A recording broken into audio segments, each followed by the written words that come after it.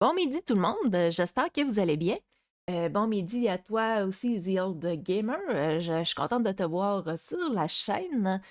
Et aujourd'hui, on va faire la lecture des premiers chapitres du Tournoi des Reines de Jordan H. Bartlett, qui est publié aux maisons d'édition Lux et Nox. Je vais justement mettre le lien dans le chat.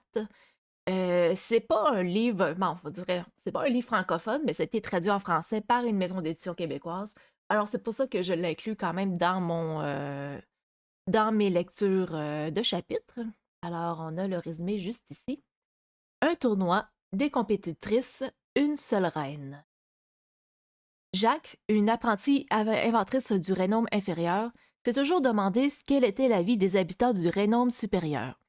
Lorsqu'elle trouve une lettre de Connor, un garçon vivant dans ce territoire mystérieux, ces derniers entament une correspondance interdite.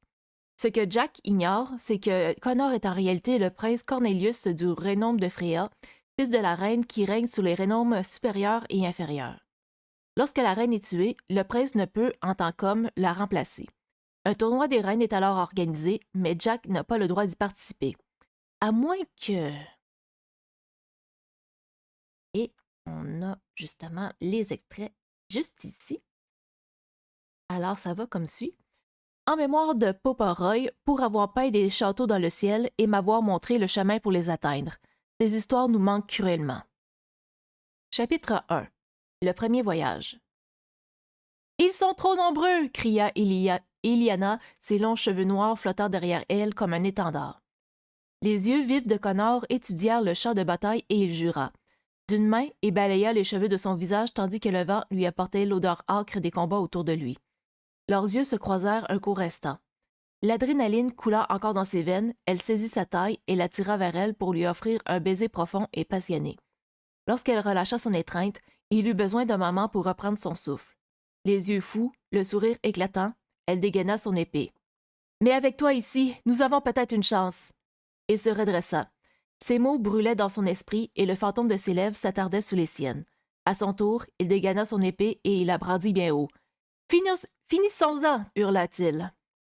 Le cri de guerre d'Iliana résonna à ses oreilles et ils bondirent en avant comme un seul homme. Une lumière traversa brusquement son champ de vision, l'aveuglant. Il recula en titubant et son épée tomba à ses pieds. Iliana le dévisagea, confuse. La lumière s'attilla à nouveau et le monde autour de lui commença à s'estomper. Il grogna en se détournant. Sa lourde armure de cuir s'était transformée en duvet de plumes. Les premiers rayons de lumière se faufilèrent à travers la fente des lourds rideaux de velours et glissaient le long du sol de pierre froide, grimpaient le long d'un montant de lit en acajou et aveuglaient les yeux du prince. Les sourcils de ce dernier se plissèrent tandis qu'il luttait pour rester aux côtés d'Eliana un peu plus longtemps. À contre-cœur, Connor finit par ouvrir ses yeux bleus. Une fois, deux fois, et se redressa. « C'est dimanche, se dit-il. Enfin, toute bonne aventure commence un dimanche. » En s'étirant, il repoussa les couvertures et son regard parcourut la pièce.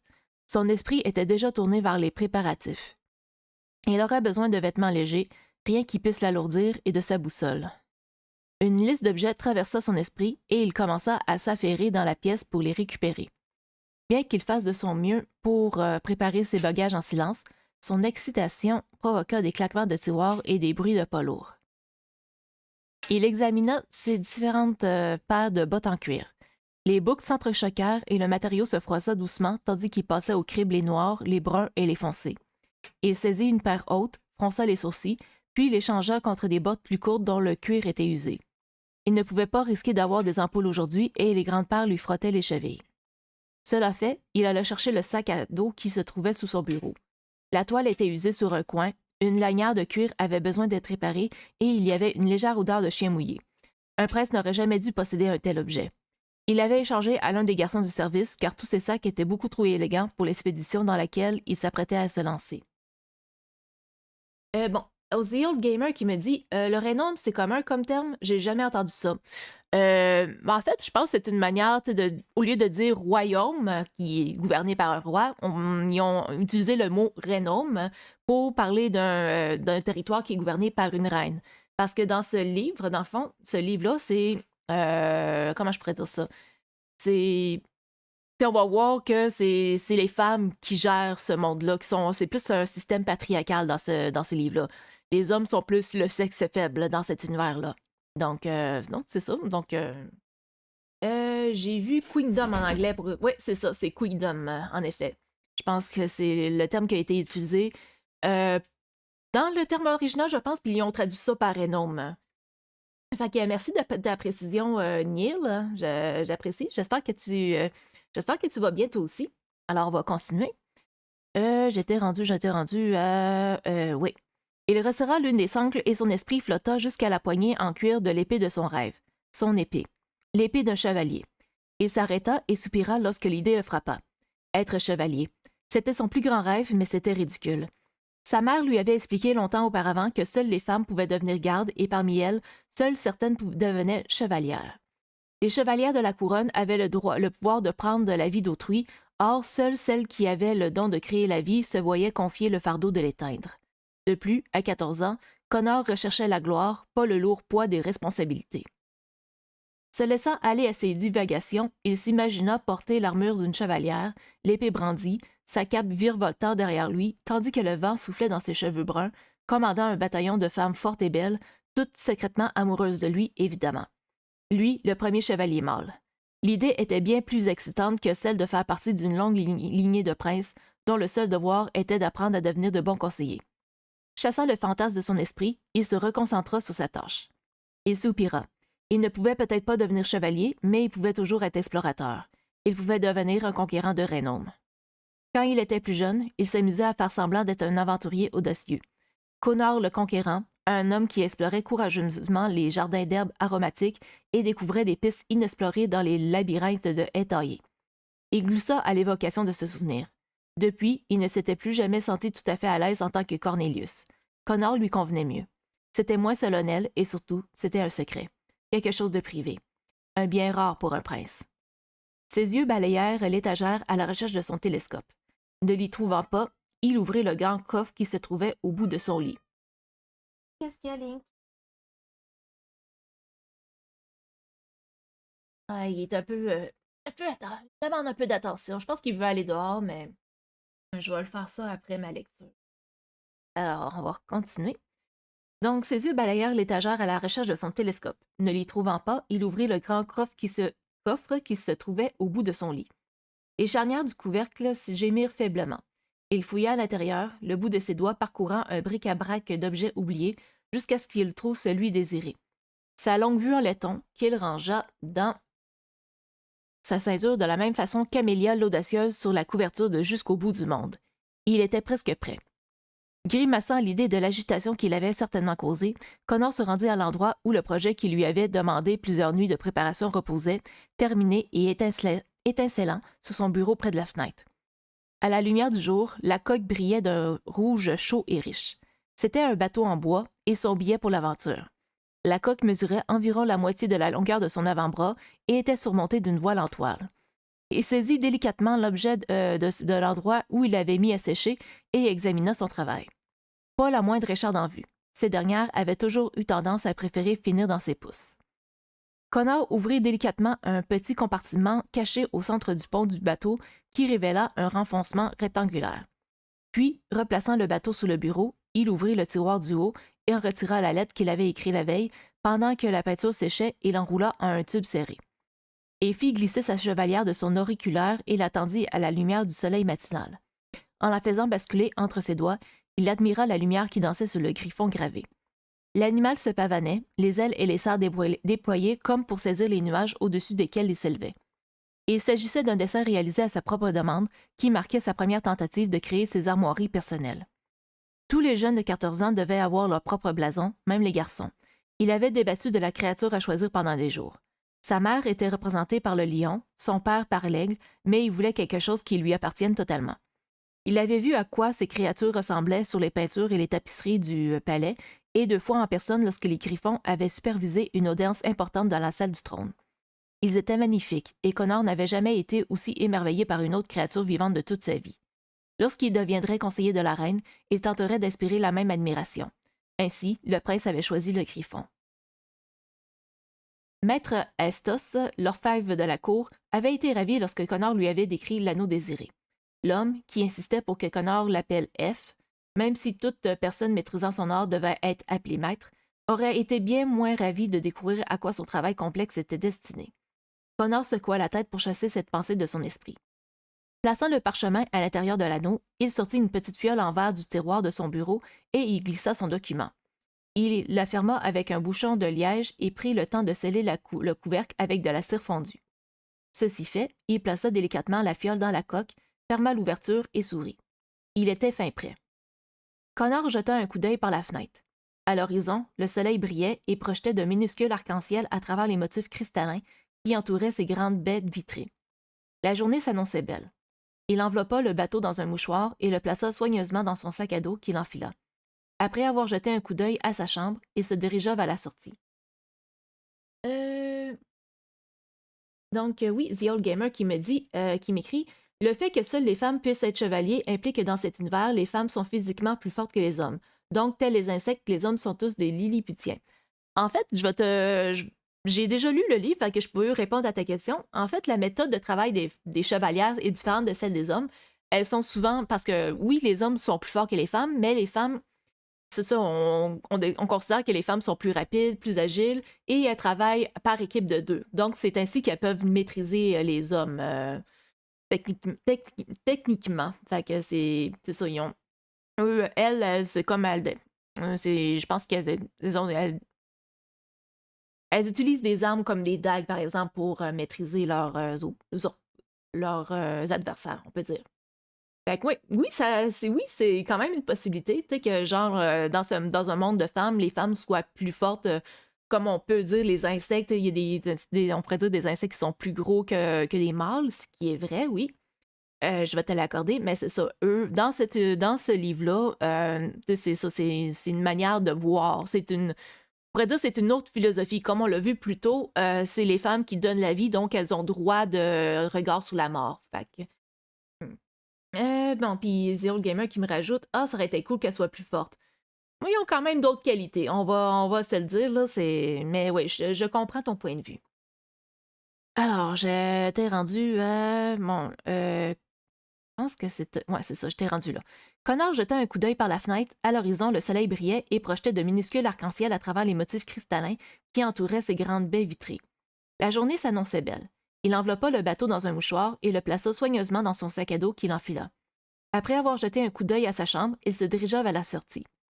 À l'affût du moindre bruit, la main posée sur le pommeau d'une épée imaginaire, Connor entr'ouvrit la porte d'un centimètre, puis complètement. Il regarda le couloir recouvert de moquettes. Toutes les aventures ne commençaient certainement pas de façon aussi ordinaire. Il fut presque déçu de ne pas être immédiatement intercepté. Ce n'est que lorsqu'il descendit l'escalier des domestiques qu'il dut faire face à son premier défi. Les odeurs alléchantes de la cuisine lui parvenaient de la cage d'escalier et caressaient son nez, lui mettant l'eau à la bouche.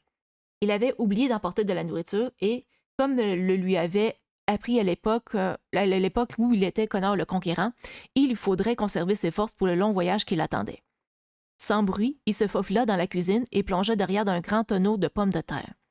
La pièce était remplie d'odeurs et de bruit. Maîtresse Marmelade, non, maîtresse Marmaduke, la chefière en chef, donnait des instructions à ses assistants qui couraient en tous sens. De la farine volait, des casseroles s'entrechoquaient et des cuillères étaient tendues à la demande pour une dégustation. Le prince pouvait voir le petit déjeuner s'organiser comme une danse parfaitement chorégraphiée. Il les observa pendant une minute avant que son estomac ne grogne en signe de protestation et ne l'oblige à passer à l'action. Dissimulant son visage, il se glissa nonchalamment le long d'un solide comptoir jusqu'à ce qu'il atteigne un assortiment de muffins et de scones posés sur des grilles de refroidissement. À l'aide d'un tour de passe-passe qu'il avait pratiqué avec son ami Hector, il glissa 3 muffins dans le sac à dos. Soucieux de ne pas attirer l'attention sur lui, il s'efforça à ralentir. Il prit même un moment pour lécher ses doigts de miettes et du jus de baie après avoir écrasé une framboise. Avec le même calme apparent, il ramassa son sac à dos et se dirigea vers la porte. Il avait presque atteint la liberté lorsque la voix forte et tonitruante de maîtresse Marmaduke lui fit taire le raffut de la cuisine. « 1 minute! » Sa voix était plus tranchante que le couteau qu'elle était en train d'utiliser pour couper une miche de pain encore fumante. Le prince se figea et essaya de prendre un air innocent malgré ses doigts tachés de framboise. La cuisinière en chef se tourna vers lui, main sur les hanches, les lèvres minces et les yeux étroits. La farine accrochée à ses cheveux la faisait paraître plus âgée, et le gris prématuré qui striait ses mèches naturellement brunes témoignait d'une vie qui n'avait pas été de tout repos. Maîtresse Marmaduke travaillait pour la famille royale depuis 8 ans, mais le stress et les responsabilités liées à la gestion des cuisines royales l'avaient fait vieillir deux fois plus vite que la normale. Malgré cela, ses yeux noisettes conservaient une étincelle qui brillait davantage lorsqu'elle s'adressait au prince, comme c'était le cas aujourd'hui. Prince Cornelius, ce n'est pas un déjeuner convenable pour un garçon en pleine croissance, fit-elle remarquer en s'apparant d'un baluchon de lin rempli de ce qu'elle considérait être un déjeuner convenable sur l'un des rares comptoirs inutilisés. Décidément, c'est important d'être toujours préparé. Elle le gratifia d'un clin d'œil en plaçant le paquet de denrées appétissant dans ses mains. Le prince sourit. Merci, maîtresse Marmelade, le remercia-t-il en utilisant le surnom qu'il lui avait donné lorsqu'il était enfant. La cuisinière gloussa avec tendresse. Où allez-vous sitôt?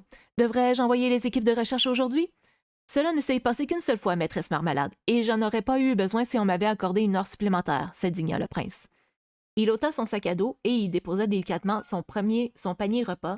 Maîtresse Marmaduke se recla la gorge de façon significative et lui tendit la main. Connor soupira et sortit les 2 muffins volés qu'il lui rendit. Elle les accepta, mais claqua des doigts, la main toujours tendue.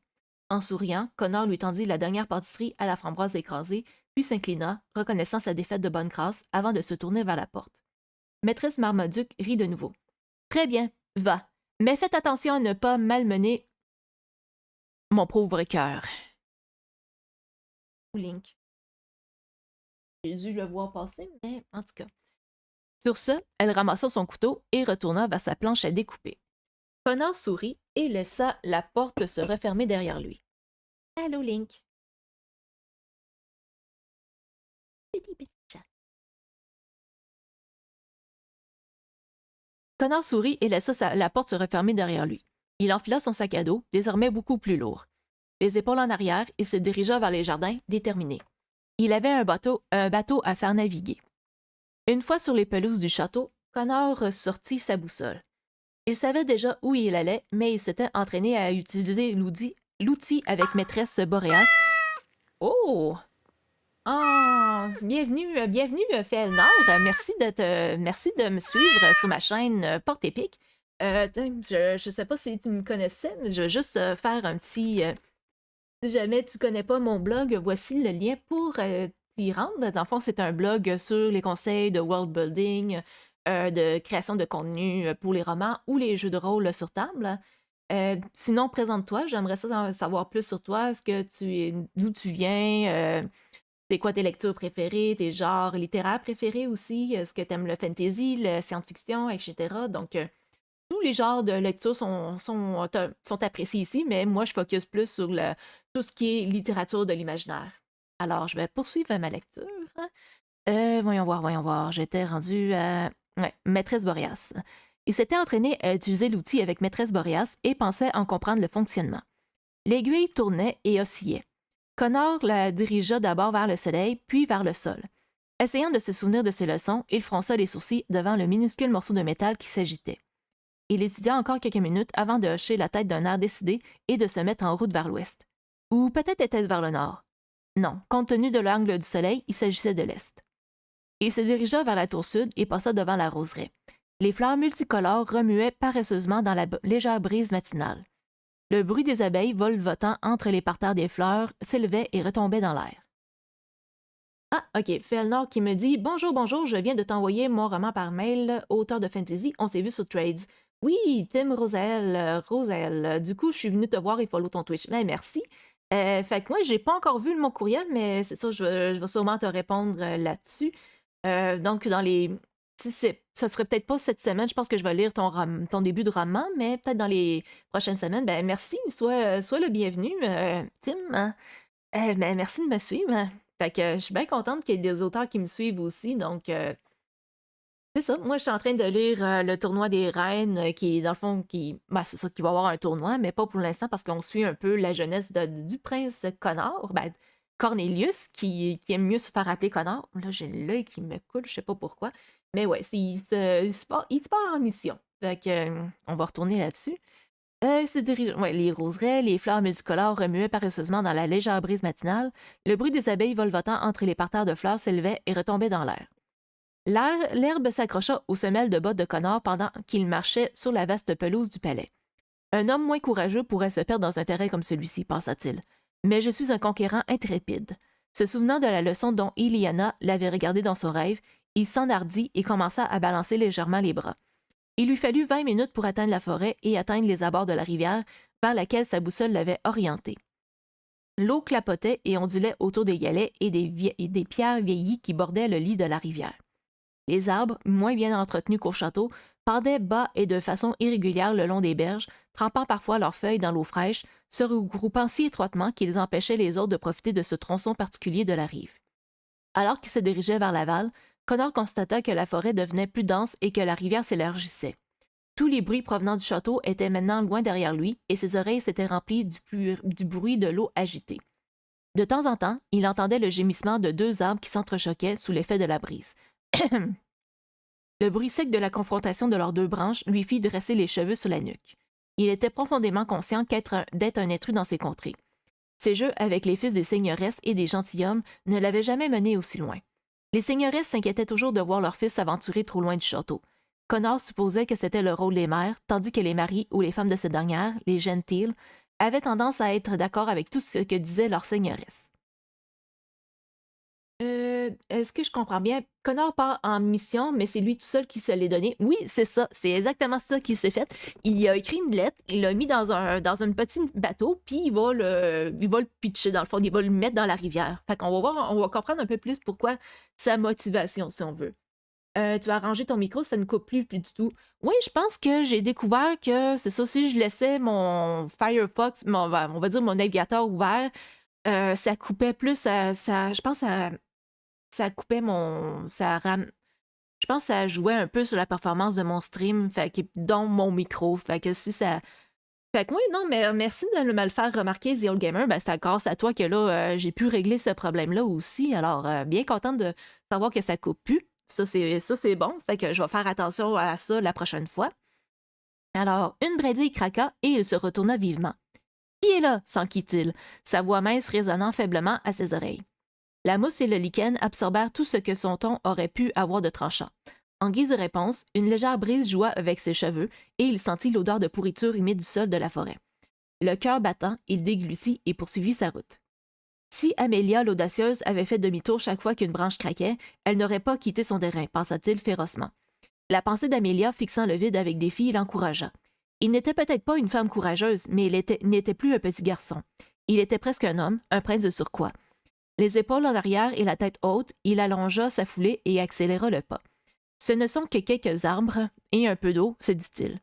Il pensa brièvement à maîtresse Marmaduke et essaya de nier la vague de soulagement qui l'envahissait. Le fait de savoir que quelqu'un viendrait le chercher en cas de besoin était une pensée rassurante. Il suivit la rivière pendant la majeure partie de la matinée jusqu'à ce que la densité de la forêt s'éclaircisse. Soudain, le soleil l'illumina et la terre disparut à quelques mètres devant lui. Il y était enfin. Il avait réussi. Le bout du monde. La falaise. La séparation entre les renoms supérieurs et inférieurs. Il avait vu des portraits et des tapisseries décorées d'images de la falaise. Il en avait contourné le bord avec sa mère de nombreuses fois à cheval. Il avait même escaladé la moitié de la montagne avec son ami Hector pour mieux l'admirer, mais jamais il n'avait été si près. La forêt dense qui bordait la quasi-totalité du bord était suffisamment dissuasive pour la plupart des citoyens de Haute-Héry. Si la forêt n'était pas suffisante, la possibilité de faire une chute vertigineuse dissuadait les autres. Il n'avait jamais été explicitement interdit à Connor de s'aventurer aussi près. On supposait simplement qu'il ne prendrait jamais ce risque. Les paumes de ses mains picotant, Connor s'arrêta à quelques mètres du bord. La rivière dévalait la falaise en un flot sauvage et sans fin. Le bruit de la cascade était avalé des centaines de mètres plus bas. Serment de courage, Connor posa son sac au pied de l'arbre le plus proche. Il se mit à quatre pattes et rampa vers l'abîme aussi près que son courage lui permettait. Il s'approcha du grand chêne dont les racines semblaient tenir cette partie de la falaise et jeta un coup d'œil par-dessus le rebord, se tenant fermement à l'écorce rugueuse de l'arbre. Certaines racines pendaient hors de la terre comme des veines à l'extérieur d'un corps. Wow! Les yeux de Connor descendirent plus bas, encore plus bas, le long de la paroi abrupte de la falaise. Trop vaste pour qu'il puisse observer dans son entièreté, elle semblait se courber à la périphérie de sa vision. Il lutta contre une vague de vertige, ferma les yeux un instant, puis les ouvrit pour inspecter le monde en contrebas. La cascade se jetait dans un lac, puis dans une rivière qui serpentait jusqu'à une petite ville. Son regard dériva vers la ligne de montagne à l'horizon et aperçut des champs, des villages, des maisons ainsi que des petites parcelles de forêt tracées, assemblées et étirées comme une courte pointe. C'était magnifique. Wow! Connor, c'est le Arya Stark de cet univers. Ouais, un peu. Je pense qu'il questionne un petit peu les rôles des genres dans cet univers-là. On peut se dire que c'est ça. On va dire c'est ça. Il est un petit peu rebelle, on va dire. Mais c'est pas le seul personnage qui va, on va dire, questionner les genres ou les inégalités. On va voir ça plus loin. Alors, il oubliait souvent à quel point le monde était grand.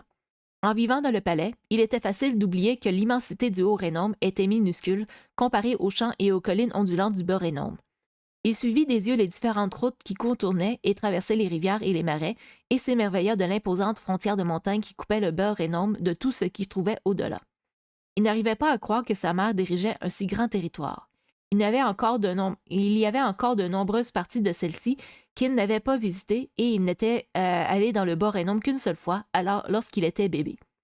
Tout ce qu'il en savait, il l'avait appris en assistant aux réunions de sa mère avec le Conseil des Quatre. 4 femmes sévères qui guidaient sa mère comme sa mère avant elle. Le Conseil n'avait jamais eu de propos sympathiques sur les infériens. Des mots comme simple, sale et cupide étaient souvent utilisés. Il resta longtemps figé sur le bord, se rappelant régulièrement de respirer, fermant fréquemment les yeux et se concentrant sur la sensation de l'herbe et de la terre sous ses paumes lorsque la hauteur devenait trop importante. Il a l'air aussi d'avoir une ségrégation des classes avec les bas et le haut Rhénome. Tout à fait, The Old Gamer. Il y a ce côté de ségrégation qu'on va explorer dans ce livre-là, justement. Connor était venu ici pour une bonne raison. Repoussant une autre vague de vertige, il se retira à quelques mètres du bord et regagna son sac à dos. Une fois arrivé, il sentit la tension dans sa poitrine se relâcher. Il sortit le petit bateau et le déballa du mouchoir avec précaution. Il se pencha pour arracher quelques brins d'herbe et les laissa tomber dans la brise. Le vent était parfait pour accompagner le voyage inaugural de ce navire. Il le vérifia à nouveau, testant les voiles, refermant l'écoutille et inspectant la coque à la recherche du moindre défaut. Une fois qu'il jugea que sa création était en état de naviguer, il se dirigea vers le bord de l'eau. « Je devrais dire quelques mots, pensa-t-il. Il se sentit idiot, mais réalisa qu'il n'y avait personne pour le juger et se racla la gorge, se tenant solennellement sur les abords de la rivière.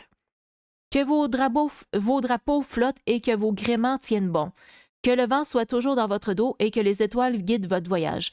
Vous êtes la première expédition à chercher la terre d'en bas et...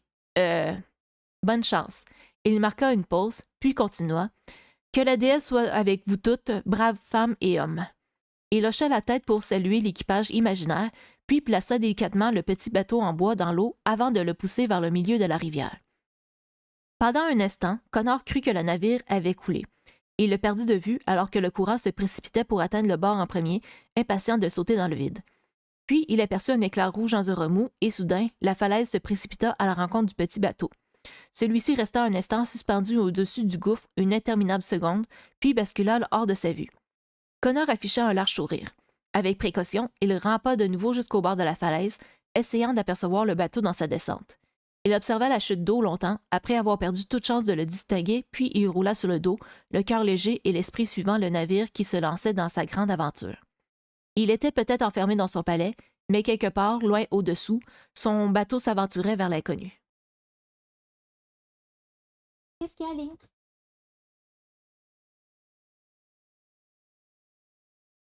Alors, on est rendu au chapitre 2, Corvée et chute d'eau. Le bois éclata.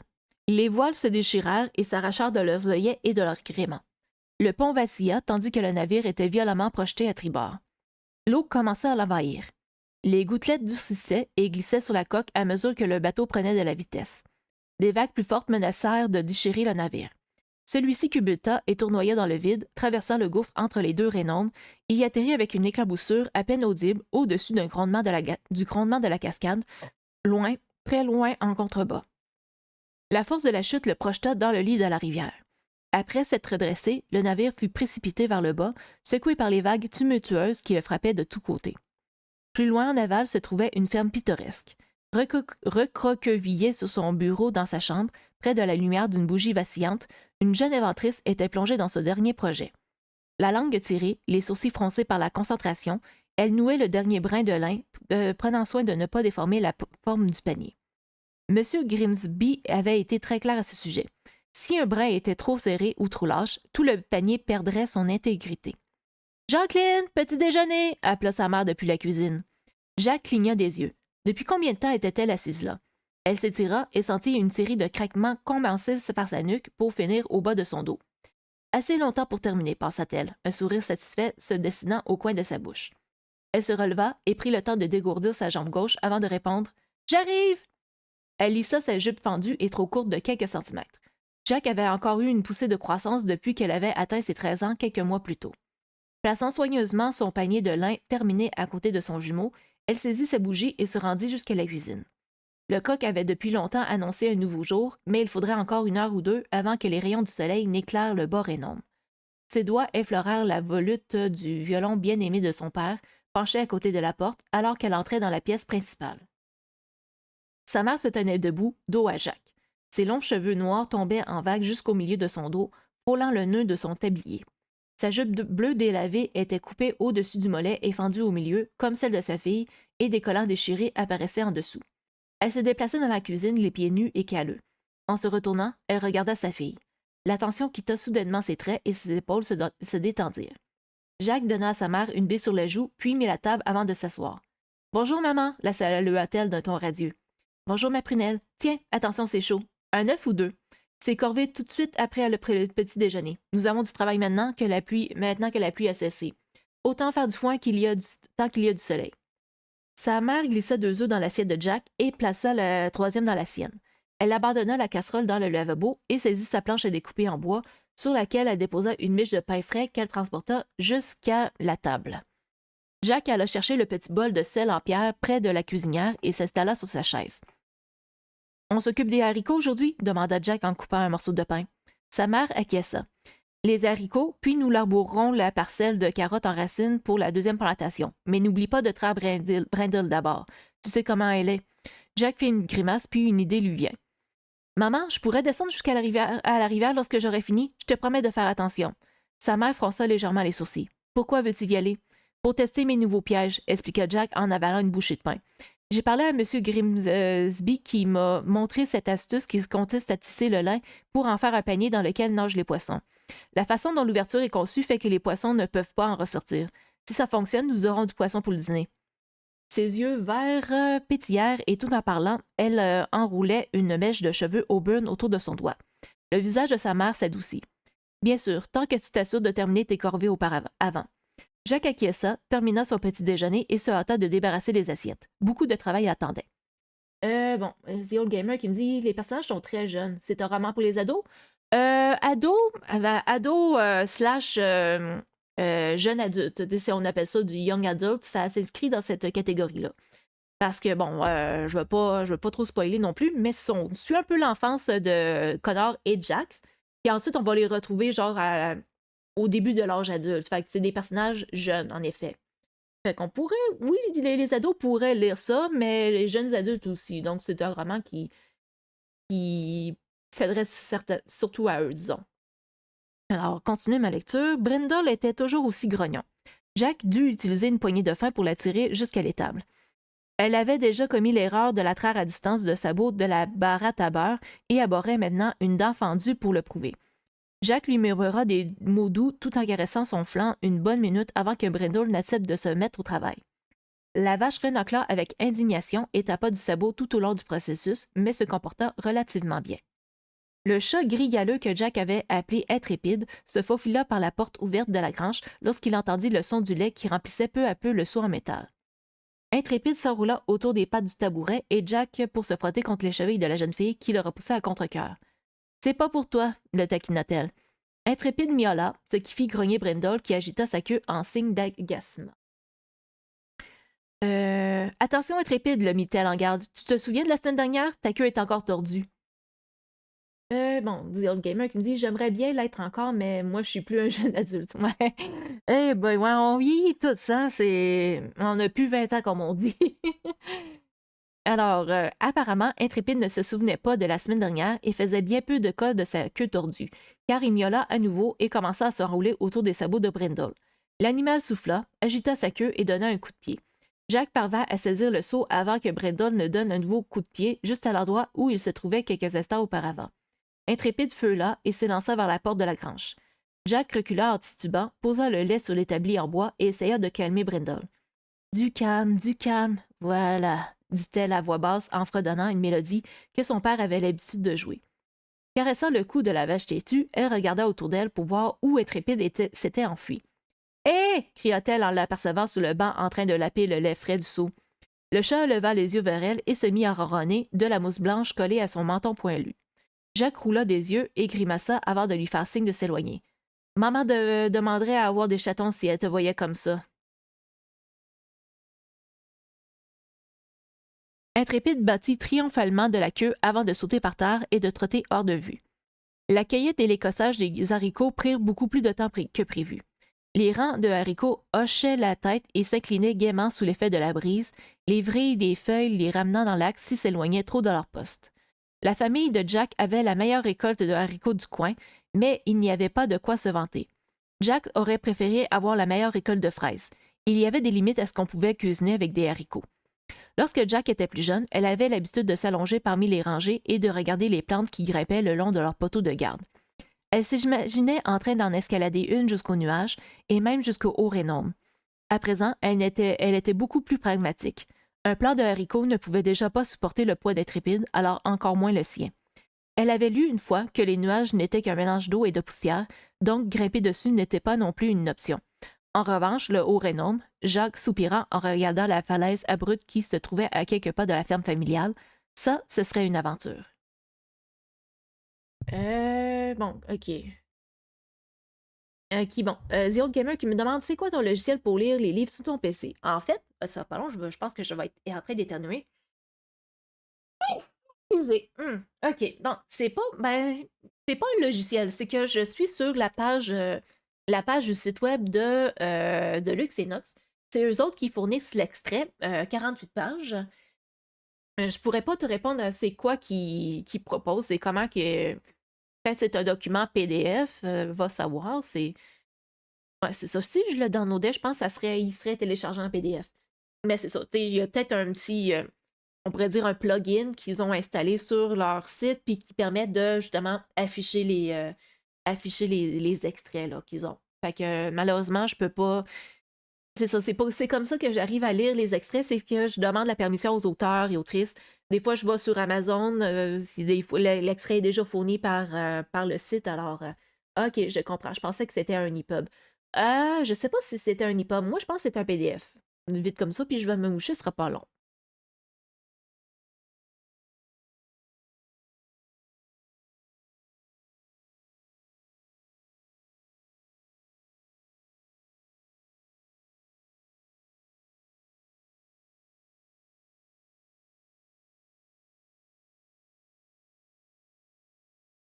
OK, de retour, on parlait d'haricots. La falaise s'élevait comme un mur immense et lisse qui s'étendait de gauche à droite aussi loin que Jack pouvait voir. En se tordant le cou et en plissant les yeux, elle pouvait tout juste en distinguer le sommet et à peine apercevoir l'arbre étrange qui pendait au bord. Même si elle était plongée dans ses pensées, les doigts de Jack travaillaient habilement à l'écossage, jetant les gousses dans un tonneau et les haricots dans un autre. Je me demande comment c'est là-haut. Bon, il y a mon beau-père, je pense, qui essaie de jouer avec, qui essaie d'attirer. Je vais le voir tantôt. Ouais, bon, puis le chat se dirige vers le bruit de la fenêtre. Je me demande comment c'est là-haut, se demanda-t-elle en saisissant une nouvelle gousse de haricot pour en ouvrir la cosse avec son ongle. Un dicton disait, dans le Rhénome inférieur, le soleil arrive tard et part tôt. Il était habituellement utilisé pour se plaindre, mais ce n'en était pas moins vrai.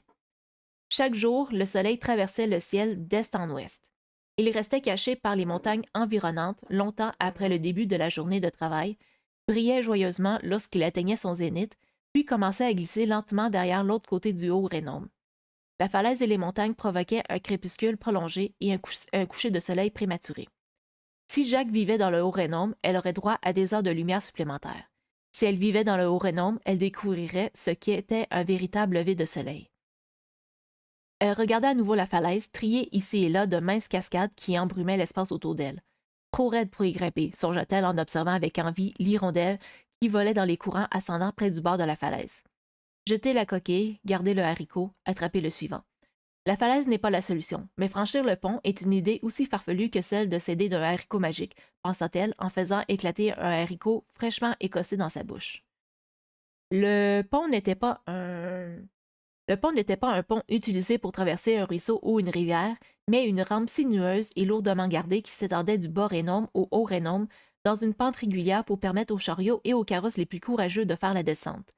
Les rampes étaient maintenues par des câbles et des ancrages plantés dans la roche. Vue de loin, elle ressemblait à un chemin de billes pour enfants, traçant un long zigzag sur la paroi de la falaise. Pour passer d'un zig à un zag, il y avait un ascenseur à chaque bord, contrôlé par une soldate dans un poste de péage. Le père de Jack disait toujours que les gardes de péage... attendez, je pense que j'ai... que les gardes avaient le travail le plus facile du Rhénome, mais qu'il n'était pas étonnant que personne ne veuille le faire. Les heures étaient longues et même s'il était surveillé toute l'année, le pont n'était utilisé qu'une fois par an, pendant la semaine du commerce et très rarement par la famille royale pendant les célébrations de la Descension. Elle n'avait pas toujours été aussi rare que les gens voyagent entre les Rhénomes, mais la libre circulation avait cessé bien avant la naissance de Jack. La semaine du commerce était toujours passionnante. Tout le monde se mettait sous son 31 pour admirer les carrosses remplies d'or qui parcouraient le bas Rhénome. Bridgeport était adjacente au pont. Ses habitants pouvaient observer le cortège à l'apogée de sa splendeur. Excusez-moi. Quant aux descensions royales, elles étaient encore plus somptueuses et excitantes, la dernière ayant eu lieu près de 15 ans plus tôt pour célébrer la naissance du prince. À cette époque, Jack n'était pas encore né, mais les habitants de la ville racontaient encore aujourd'hui des histoires sur les carrosses aux bijoux étincelants et sur la reine dont les cheveux brillaient comme le soleil. The Old Gamer qui me dit est-ce que le bas Rhénome est dans une vallée entre deux montagnes? J'ai pas saisi. Oui, en fait, il est entouré par des montagnes et aussi par la falaise du haut Rhénome. Fait que c'est comme ça que. C'est pour ça que le soleil, genre, se couche plus tôt. Se couche plus tôt. Et. Se couche plus tôt, puis que le soleil se lève plus tard. Fait que c'est pour ça que il y a moins de luminosité dans cette partie du Rhénome, dans le fond. Fait que j'espère d'avoir bien expliqué. Je vais retourner à mes lectures. Voyons voir, on parlait de... Oui, Jacques enfourna un autre haricot dans sa bouche. Elle avait imaginé d'innombrables scénarios qui lui permettaient de s'aventurer sur le pont. Certains rêves éveillés consistaient à tromper les gardes pour qu'ils la laissent monter à chaque niveau, d'autres à se faufiler dans le cortège de la semaine du commerce. Mais aucun ne s'étendait au-delà du bord de la falaise et jusqu'au haut Rhénome lui-même. Son imagination n'était pas aussi audacieuse. Elle mâcha pensivement et regarda son panier encore plein de haricots. Jacques oubliait toujours le nombre de pieds de haricots qu'elle avait et le nombre de haricots qu'elle devait écosser, si bien qu'il était déjà midi passé lorsqu'elle jeta le dernier haricot dans le tonneau et se débarrassa de la gousse. Ses doigts étaient rouges et elle avait des morceaux de gousse sous chacun de ses ongles. Sa mère, qui l'avait rejoint depuis un certain temps, leva les yeux de son propre tas. Elle sourit alors que Jack regardait dans la direction des parcelles de carottes. En s'étirant, elle jeta un coup d'œil au magnifique ciel bleu et fit remarquer « Tu sais, c'est dimanche, après tout, et je n'aimerais pas que tu gâches cette journée. Va tester tes pièges, nous nous occuperons des carottes demain. » Jacques essuya joyeusement ses mains sous ses jupes et serra sa mère dans ses bras. « Merci, maman, je promets d'attraper du poisson. » Rayonnante, elle se précipita à l'intérieur pour prendre ses affaires avant que sa mère ne puisse changer d'avis. Jacques fredonnait pour elle-même, ses deux pièges fraîchement tissés, tapant contre ses cuisses tandis qu'elle avançait sur le chemin de terre jusqu'à la rivière. Il y avait plusieurs cours d'eau alimentés par des cascades qui s'éloignaient du haut Rhénome, et Jacques savait laquelle était plus susceptible d'accueillir des poissons. Il s'agissait d'une petite cascade, beaucoup plus calme que certaines autres, mais compte tenu de la distance que l'eau devait parcourir pour tomber, elle était sans doute beaucoup plus impressionnante au sommet. Pendant la saison sèche, il arrivait que l'eau n'atteigne pas du tout le bas Rhénome. Au lieu de cela, elle disparaissait et s'évaporait sous forme de brume à mi-chemin. Heureusement, la saison sèche n'était pas attendue avant 3 mois. Les rivières étaient calmes, larges et profondes. L'endroit idéal pour que les poissons se prélassent au soleil en grignotant les moustiques et les rongeurs d'eau qui passaient trop de temps à la surface. Jacques pouvait apercevoir leurs ombres s'agiter ici et là. Elle passa quelques minutes à les observer pour choisir quels étaient les meilleurs endroits pour poser ses pièges. Les berges de la rivière étaient parsemées de rochers de tailles différentes qui créaient des grottes et des passages dans lesquels les poissons entraient et sortaient. Si elle était un poisson, c'est là qu'elle se cacherait. Après y avoir réfléchi, elle choisit une zone où deux poissons s'agitaient déjà. Elle revérifia chaque piège, inspectant ses nœuds et ses ouvertures étroites. Elle en plaça un dans les bas-fonds, niché entre les rochers de la rive, et noua la corde autour d'une pierre. Elle attacha le second à une souche d'arbre, puis le lança au milieu de la rivière. Le piège oscilla quelques secondes à la surface avant de couler. Les mains sur les hanches, Jacques sourit. Cela faisait longtemps qu'elle n'avait pas mangé de poisson frais. Son travail terminé, elle se retourna et marcha le long de la berge en direction de la cascade, marchant prudemment de pierre en pierre jusqu'à ce qu'elle atteigne un gros rocher plat. Elle ôta ses chaussures, roula ses chaussettes et les rangea, puis plongea ses pieds dans l'eau fraîche. Le soleil avait agréablement réchauffé le rocher et l'eau. Jacques immergea ses mains encore rouges dans la rivière et tenta de se débarrasser de ses ongles des résidus de haricots. Elle essaya de voir si des poissons s'intéressaient à ses pièges, mais ses mains avaient envoyé des ondulations à la surface de l'eau et l'empêchaient d'apercevoir le monde d'en dessous. Un petit oiseau brun grattait la terre sur la rive opposée. Jacques examina l'oiseau qui arracha un ver particulièrement gros du sol et l'engloutit. Ses yeux se détournèrent pour scruter la rive. Elle était sûre d'avoir vu quelque chose briller. Un éclair de soleil sur un rocher ou peut-être un effet de lumière sur l'eau, elle se leva et plaça ses mains en visière. Il y avait définitivement quelque chose coincé de l'autre côté de la rivière. « Bonjour Jacqueline » souffla une voix derrière elle. Jacques se retourna pour découvrir maîtresse Bruna Lecci, l'éventrice et l'architecte en chef de la ville, qui portait un grand pot en céramique dans ses bras. Les cheveux noirs de maîtresse Lecci, tirés en arrière en un chignon lâche, étaient parsemés de gris. Des mèches indisciplinées dépassaient comme des fils autour de sa tête. Ses joues étaient rouges et elle avait un morceau de craie derrière l'oreille. Elle portait une jupe crème et bordeaux fendue comme pour l'équitation, et sur chaque pan étaient cousues plusieurs poches profondes. Jacques pouvait voir divers outils et bizarreries dépasser des plis. Elle reconnut un rapporteur, le manche d'un pinceau et un épais carnet de notes relié en cuir. L'extrémité d'un ruban à mesurer pendait jusqu'à son genou. Jacques remarqua que l'extrémité des bottes de travail de maîtresse Lecci était éraflée. « Bonjour, maîtresse Lecci, vous avez besoin d'un coup de main ?» demanda Jacques. Elle utilisait ce titre avec référence. Être considérée comme une maîtresse dans n'importe quel métier ou vocation était un grand honneur, mais être considérée comme une maîtresse de l'invention, on ne pouvait qu'en rêver. La femme plus âgée sourit. En effet, ma chère, quand il semble que j'ai surestimé ma force et sous-estimé le poids de cette maudite chose. Jacques remit ses chaussures et se fraya un chemin sur les rochers qui bordaient la rive. D'habitude, j'envoie mon fils Philippe. Vous connaissez Philippe? Il doit avoir quelques années de plus que vous, pour aller chercher l'eau, je veux dire. Il grandit si vite, autant mettre ses muscles à contribution. Mais j'étais au milieu d'une équation, expliqua maîtresse Lecci, tandis que Jack se mettait à soutenir la moitié de la marmite. La femme grogna avec soulagement lorsque le poids s'allégea.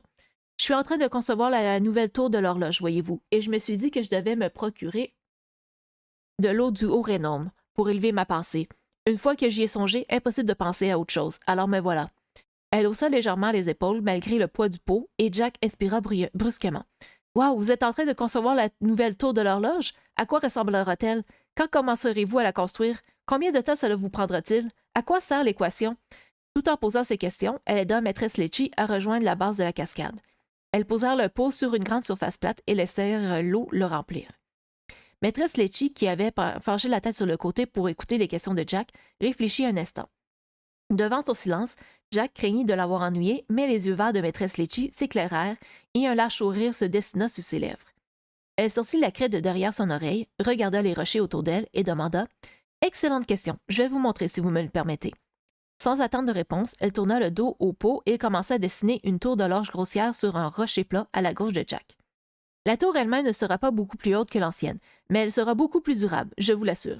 J'ai conçu un conducteur métallique sur la flèche supérieure ici, pointa-t-elle, qui sera relié à un câble, mais mis en terre le long du côté de la tour ici, traça-t-elle.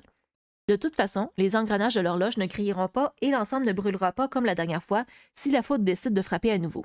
Je sais qu'ils disent jamais deux fois au même endroit, mais j'ai jamais trouvé de source sûre ce il fait référence. De plus, ils ont également prétendu que le soleil tourne autour du monde, alors je ne prendrai pas ce risque. Jack sourit pendant que maîtresse Lecci continuait. Bien sûr, on m'a donné une certaine liberté artistique, alors j'ai l'intention d'ajouter ma touche personnelle, voyez-vous. Elle sourit de nouveau et Jack réalisa qu'elle frétillait d'excitation. Le dernier tour était large et son toit était une triste déception. J'ai l'intention de coiffer toute la structure d'un dôme. Elle fit une pause, sa craie suspendue au-dessus du grand arc qu'elle venait de dessiner au sommet de la tour. Presque distraitement, elle commença à remplir les dimensions et à esquisser le motif du carrelage. Quant à savoir quand nous commencerons à la construire, combien de temps cela prendra, je n'en suis pas certaine. J'espère que les plans de travail seront finalisés d'ici la fin du mois. Et l'équation sur laquelle vous travaillez, s'enquit Jack avec enthousiasme. Ah oui, j'ai un peu de mal avec le toit en dôme. Je veux le construire sans utiliser d'échafaudage parce que la tour elle-même est assez haute et large, mais je sais pas comment m'y prendre. Je veux que le dôme soit autoportant. Il semble aussi y avoir beaucoup d'autres facteurs à prendre en compte qui m'ont fait penser que le chaume et la toile n'avaient pas d'être de mauvais matériaux de construction. Heureusement, je me suis tapé sur les doigts pour cette pensée. D'où la nécessité d'élever ma réflexion avec un peu d'eau de hauterie. Elle fit un vague signe de la main en direction du pot qui débordait à présent. Jacques acquiesça, bien qu'elle ne soit pas certaine de comprendre comment l'eau de hauterie était censée aider. Le bruit de la cascade remplit le silence entre elles. Jacques étudia un long moment le contour à la craie du toit en forme de dôme de l'horloge. Elle tendit son doigt et commença à tracer le contour du dôme sans remarquer que maîtresse Litchi s'était arrêtée pour l'observer. Alors que son doigt complétait l'arc, elle pensa à voix haute « Et si vous construisiez 2 dômes, l'un à l'intérieur de l'autre? » Les yeux de maîtresse Litchi revinrent sur l'esquisse. « Comment cela, ma chère? » Eh bien, hésita Jack, je veux simplement dire que vous pourriez construire 2 dômes, un à l'intérieur qui pourrait être la structure et l'échafaudage sur lequel les ouvriers du bâtiment pourraient s'asseoir pour construire le dôme extérieur plus solide et plus résistant aux intempéries. Elle ne s'était pas rendue compte qu'elle avait arraché la craie des mains de son interlocutrice et avait commencé à ajouter son idée au plan pendant qu'elle parlait. Elle leva les yeux vers maîtresse Litchi, qui semblait avoir cessé de respirer, les yeux écarquillés. Jack baissa les yeux sur la craie, sur ses additions, et replaça rapidement celle-ci dans les mains de la femme. De la poussière blanche accrochait au bout de ses doigts, et elle les frotta rapidement sous ses joues. En s'excusant, Jack commença à marmonner. C'était juste une idée, mais... Vous êtes une jeune fille brillante, brillante, bien sûr! Maîtresse Litchi prit le visage de Jack entre ses mains. Et le dôme intérieur pourrait être léger et facile à construire. Maintenant, il nous reste le problème de savoir comment construire ce premier dôme et comment répartir le poids pendant que nous construisons, surtout quand le mortier est en train de sécher. Oh, mais j'ai expérimenté un nouveau modèle de maçonnerie et ma chère fille, oh, vous êtes merveilleuse, quel âge avez-vous? Jacques fut prise au dépourvu par le changement soudain de sujet. 13, madame, répondit-elle. 13 ans, quel âge, l'aube de la féminité, et avec un tel potentiel. La fille de Maria Tabar, oui. Votre père était François? Un homme charmant, c'est dommage. Jacques cligna des yeux à la mention inattendue de son père, mais maîtresse Litchi poursuivit. 13 ans, 13 ans, vous commencerez à vous orienter vers votre carrière sous peu, n'est-ce pas? Aimez-vous l'école? Oui, acquiesça Jack. Maîtresse Tremaine a fait venir des gens en classe pour nous parler des options qui s'offrent à nous, mais tout le monde suppose que je vais continuer à travailler à la ferme de maman. Jacques cachait la déception de son mieux. Je peux pas aller en classe tout le temps, surtout quand maman a besoin d'aide supplémentaire pour la récolte. Mais j'aime lire et maîtresse Tremaine me donne du travail supplémentaire pour que je puisse suivre. Maîtresse Litchi acquiesça et se tapota distraitement le menton avec le morceau de craie, y laissant de petites taches blanches. Elle fit claquer sa langue et déclara « Jacqueline, je crois que je vais en toucher un mot à votre mère, mais je ne vais pas me contenter de supposer, alors je vais vous poser la question. Est-ce que tout cela vous intéresse? » Elle fit un geste vers le croquis. Jacques regarda d'abord le dessin, puis maîtresse Litchi, incertaine de ce qu'elle voulait dire. « Vous voulez dire les horloges? » demanda-t-elle. Maîtresse Litchi sourit. « Les horloges, oui, et apprendre comment les choses fonctionnent, comment elles sont construites, comment les assembler. »« Ah oui, oui, je le suis, madame, beaucoup. Parfait. » Maîtresse Litchi s'approcha de son pot, tenta de le soulever, fit tomber un peu d'eau, puis réessaya sans plus de succès. Jacques se précipita pour l'aider. « Parfait, répéta maîtresse Litchi. Je vais parler à votre mère. Jacqueline, vous m'avez donné de quoi réfléchir, et il semble que l'illumination que je recherchais avec l'eau hautérienne m'ait plutôt été offerte en conversant avec vous. Merci. » Jacques ne sut que répondre. Elle réalisa trop tard qu'elle était restée bouche bée et secoua rapidement la tête. « Quoi? Merci à vous? » Ensemble, elles transportèrent le pot loin de la cascade et vers une petite brouette que Jacques n'avait pas remarquée. Maîtresse Litchi s'assura de bien fixer le pot, puis saisit les poignets de la brouette et sourit à Jack. « Je pense que vous aurez bientôt de mes nouvelles, mais d'ici là, ce fut un plaisir de discuter avec vous cet après-midi, Jacqueline. » Elle donna à la brouette une première poussée expérimentale, puis se mit en route. « Au revoir! Et continuez à lire! » s'exclama-t-elle par-dessus son épaule, tandis que Jacques lui faisait ses adieux. Jacques la regarda disparaître en direction de la ville. « Parler à ma mère? Aura-t-elle vraiment besoin de mon aide pour construire l'horloge? » Le sourire de Jack s'élargit et elle s'autorisa un instant à imaginer travailler aux côtés d'une femme comme maîtresse Litchi. Soupirant de satisfaction, elle se retourna vers la rivière. Le soleil déclinait vers la crête du haut Rhénome. Jacques vérifia chacun de ses pièges dans l'espoir qu'un poisson y soit pris sans succès. Elle les remit à l'eau, s'assura que chaque piège était fixé à son rocher respectif et reprit le chemin de la maison, le pas léger et le sourire large. Son esprit bourdonnait de pensées sur ce que demain lui apporterait.